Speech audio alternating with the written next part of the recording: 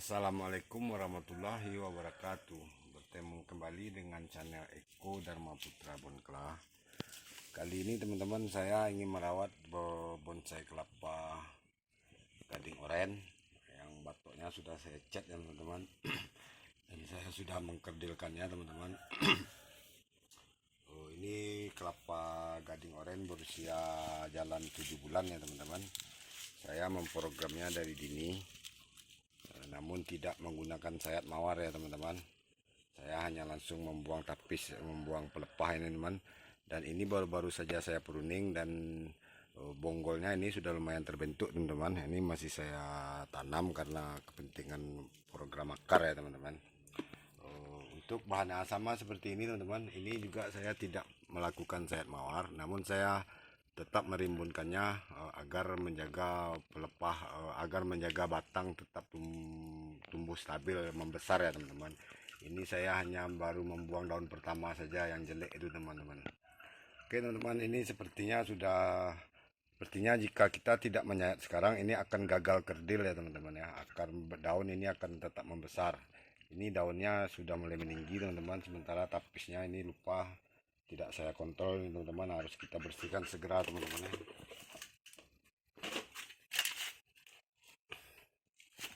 Oke teman-teman, bismillahirrahmanirrahim. Inti pembuatan bonsai itu teman-teman hanya di penyayatan teman-teman. Jangan sampai ada kata gagal kerdil ya teman-teman.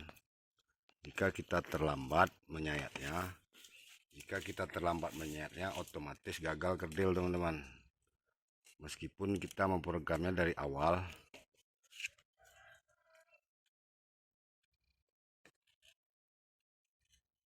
itu jika kita terlambat menyayatnya, otomatis bahan kita akan gagal kerdil ya teman-teman.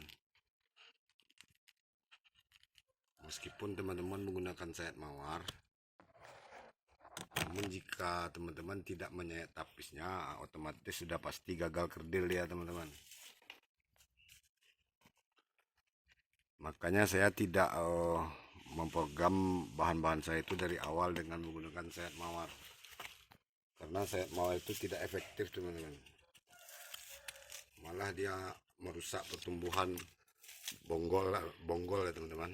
Dia mengganggu pertumbuhan bonggol yang seharusnya pelepah yang tidak jadi itu calon batang pertama itu teman. Kita sudah merusaknya teman.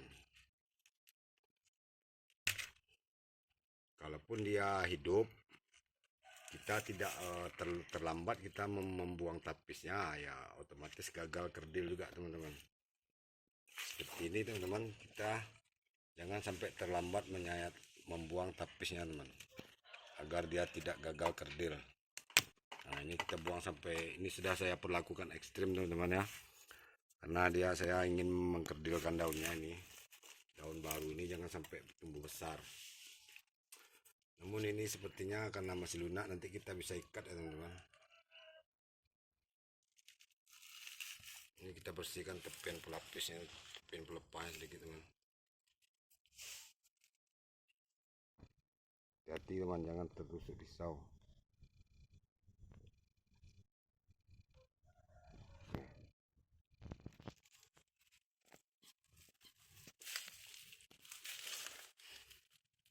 Ini teman, kita potong nih. Ini jangan kita cabut teman, ini masih lunak nih, kita potong saja. Oke.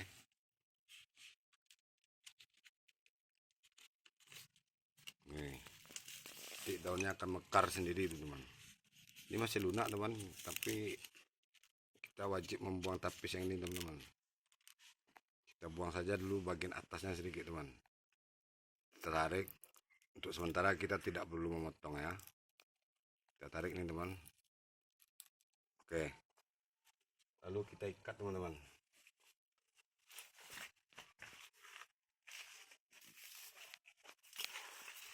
Ini wajib kita ikat nih teman, karena jika tidak kita ikat bersiko patah ini teman. Ini sangat lunak sekali nih teman. Kita ikat saja ya teman-teman, agar tidak patah teman-teman.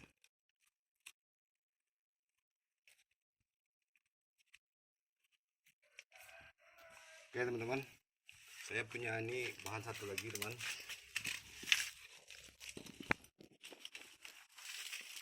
Ini bahan minion yang pada konten sebelumnya pada video sebelumnya ada juga bahan yang sama saya upload teman-teman tentang program aman bahan minion. Nah ini yang lebih kemarin sudah saya kasih polybag untuk memprogramnya teman-teman. Ini saya program original, semi original. Ini saya tidak membuatnya 100% original karena saya lihat ini batangnya kecil dan saya beri ruang di sini mau potong pangkal pelepah ini agar dia lebih cepat meresap air dan perkembangan batang ini maksimal ya teman-teman. Untuk program saya ini teman-teman, ini karena memang ini masih tunas ini teman, ini dia belum kerdil. Saya memprogram aman ya teman-teman, saya memprogram batangnya besar, akarnya kuat. Jadi otomatis kita harus membiarkan ini daun pertama ini hidup teman-teman ya. Hidup dia tumbuh di sini agar dia membesar nanti teman-teman, dan akarnya tidak terganggu. Jika kita potong ini teman, kita pangkas ini, kita pruning ini sampai habis, kita tinggalkan. Ini mungkin di dalam ada nih pucuk satu baru nih teman-teman. Di dalam ini saya rasa sudah ada pucuk baru. Jika kita ingin mengkerdilkannya secara ekstrim, bisa saja kita mempruning ini daun 1, 2, 3, 4 ini, kita cari saja pucuk terbaru. Nah, otomatis pucuk yang terbaru di dalam ini jika kita pruning ini dia akan langsung kerdil. Namun setelah itu batang tidak langsung menciut ya teman-teman. Terganggu pertumbuhan batang ini udah pasti terganggu. Akar pun tidak maksimal lagi karena fotosintesis sudah kita buang. Ini kan proses makanan, pengolahan makanan, ini dapur makanannya ada di daun ini teman-teman. Yang mencari makanan itu ialah akar serabut. Namun jika akar serabutnya belum ada, otomatis 100% masih ditunjang nutrisinya dari batok kelapa ini.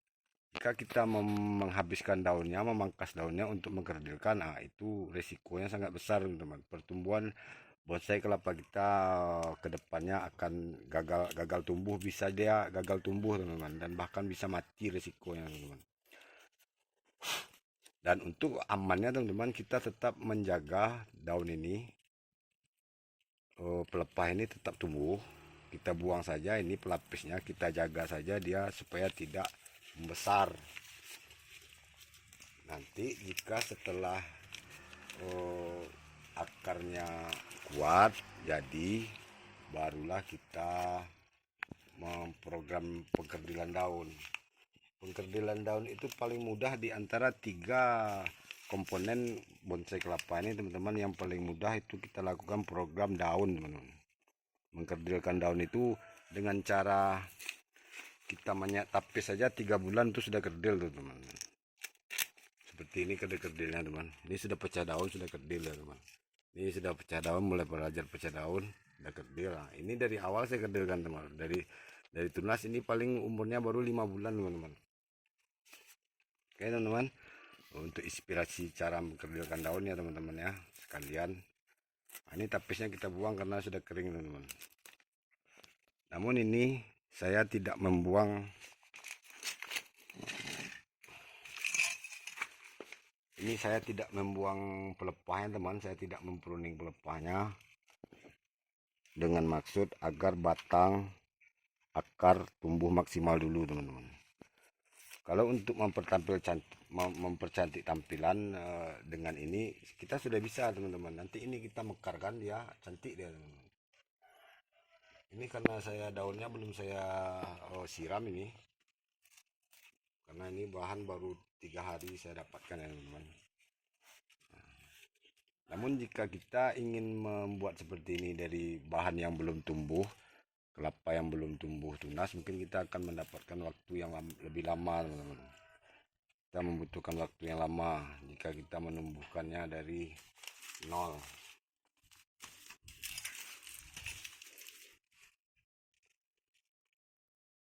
Kita pangkas dulu teman-teman. Oh ini tapisnya itu sampai sini saya teman, karena ini masih lunak ini. Dan ini daun yang besar ini teman, dengan kita membuang tapisnya otomatis dia pelepah tidak akan tumbuh lagi teman-teman. ini akan langsung mekar ini teman-teman. Nah, ini ntar lagi mekar dan pelepah, yang ini pasti pendek teman-teman. Dan setelah itu baru kita bertahap mengkerdilkannya jika kita ingin mengkerdilkan. Nah, ini langsung saja kita program dia kerdil. Kita tidak mengeloskan lagi, kita langsung memprogram daunnya, namun tidak begitu ekstrim. Kita tetap menjaga pertumbuhan batang ini agar tetap maksimal teman-teman. Dan ini kita biarkan saja dulu teman-teman, pelepah tak jadi ini, agar batangnya tidak terganggu pertumbuhannya teman-teman, agar dia masih, ini kan masih hidup ini teman-teman. Kita tidak perlu khawatir nutrisi di dalam tempurung ini akan habis, karena kita sudah memberikan media tanam, dan sabut kelapa ini sendiri bisa menjadi nutrisi tambahan bagi bahan kita ini teman-teman.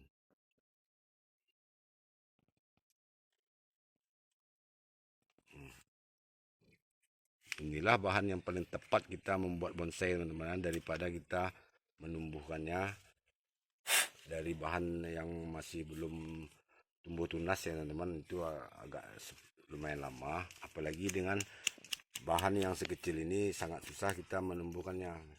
Namun jika dia di alam, nah, itu faktor alam lagi teman-teman. Ini faktor bibit nih teman-teman. Ini sepertinya bibitnya bagus karena dia mampu tumbuh ya teman-teman. Oke teman-teman, sampai di sini dulu pertemuan kita kali ini. Akan saya update terus ini perkembangan teman dua bahan ini. Sampai bertemu pada konten selanjutnya. Assalamualaikum warahmatullahi wabarakatuh.